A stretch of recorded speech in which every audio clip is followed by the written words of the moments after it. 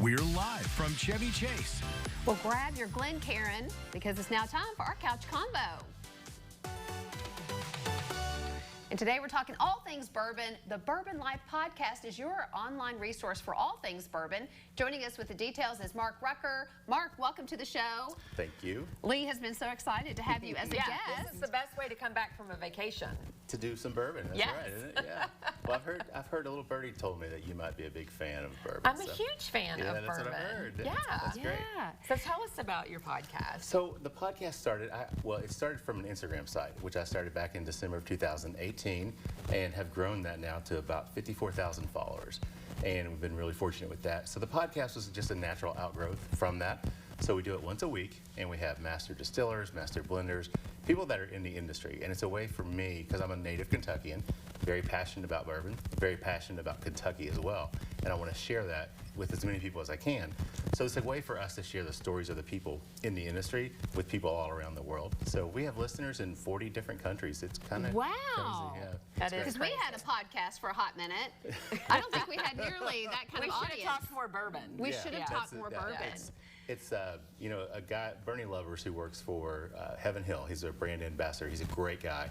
And he told me before, he said, you know, bourbon is the celebrity, and just let it kind of bring you along for the ride. Oh, interesting. Yeah, so it's really fun. So the bourbon is the feature. I mean, that's the thing that always gets the people, you know, listening. So, and I'm just there for the fun. And as a bourbon lover and following it on social media, there's a lot of posers out there, right, on Instagram. There are. So how do you navigate from the real to the authentic? Well, I think, you know, for me, when I started the brand, it was always about the brand, the Bourbon Life. It wasn't about Mark Rucker, so I don't put a lot of pictures of myself or videos of myself on the Instagram. Now, Facebook personal is a different story, but the Instagram, it's all about the bourbon. And there are people out there, and if you start weeding through social media accounts, you will see the people that are there really just to make a name for themselves versus the people who are there to really share the experience and a passion for the product itself. So, and Bourbon Heritage Month is in September. This month. Events will be going on all throughout the month. Yep. Tell us what some of the things you've been involved with. I went to the Kentucky Bourbon Festival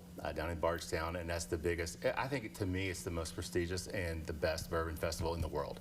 It's great. There's about 6,000 of my closest friends down there with me. Like a family reunion. It's like a family reunion. It really is. So we have a great time doing that.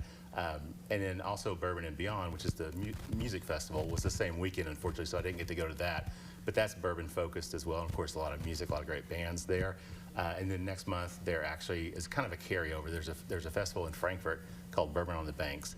And that's Saturday, I think October 7th is when that is. So it's a smaller festival, a couple hours. But still, a lot of the distilleries will be there, so it's a lot of fun. So we'll be there as well. So. Great. Well, everybody thinks they know about bourbon, including me, but you have a special designation. Please tell us about this. I am one of only 5 masters of bourbon in the world at this point. I know, it's kind of crazy. It was something that, it's a group called the Council of Whiskey Masters. And it's a group of industry professionals, writers, people that have worked in the industry for a long time. And there's an advisory council of about 25 to 30 of those people. So they decided they really wanted to create a group that can set some standards in terms of education, because there are groups out there that you can do training for bourbon with. But these people really wanted to set standards, almost like a wine sommelier. And it's really very similar to that program. And I saw this and said, that's what I want. I want to be one of those people, because they had never done the certifications for the Master of Bourbon. Now, I want to do this. How long is this process? It took me, I started last year with the base. The first level is called the Certified Bourbon Professional, and that's online. It's pretty easy. You read one book. And the next level is Certified Whiskey Professional, which involves Scotch, which I don't know anything about Scotch or Japanese whiskey. Bourbon and rye is really my focus. But I did that, and that took me probably about a month and a half of reading and study. And then the master actually took me probably about 4 months of study. So I did everything in about 6 or 7 months total. So it's not as complex and involved as a master wine somm, but it is still, it's a rigorous exam. It's tough. Is that harder than the bar? Because I know you're an attorney. Well, you know, I it's like more to say, fun. It has to be more fun. It's a lot more fun. Yeah. I never passed a bar in my life. past Well, one. let's put some of this knowledge to the test. Tell us about some of these bottles that you brought with you today. Sure. So Pappy Van Winkle, of course, that's from a Flow Trace, and everybody goes crazy about Pappy. This is the 15-year-old Pappy. So the unique thing about the Pappy brand is that it has a wheated mash bill. So it's corn. All bourbon has to be a minimum of 51% corn, and this has corn, and the secondary grain in it is actually wheat. So wheat gives it a little smoother, creamier, richer mouthfeel, maybe even a little sweeter. So if you think about rye bread versus wheat bread's a little sweeter than rye bread. Rye has more spice to it.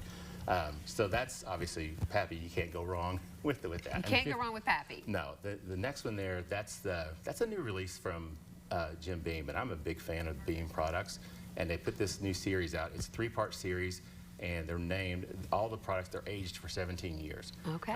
And I'm really finding my sweet spot is this 15 to 17 kind of a range. Yeah. Some people don't like that because it just has more oak tannins in it, but I really enjoy it. So very good. Blanton's Gold. I already know the Blanton's Gold. I have this Yeah. in my cabinet. I have to get the rest. I'm sorry, we're so out of time. I know, that's okay. No You problem. have to come back. I'd All right, love to. hold on. We're going back to our office to discuss Yeah. all of this. All of Don't this. go anywhere, Mark.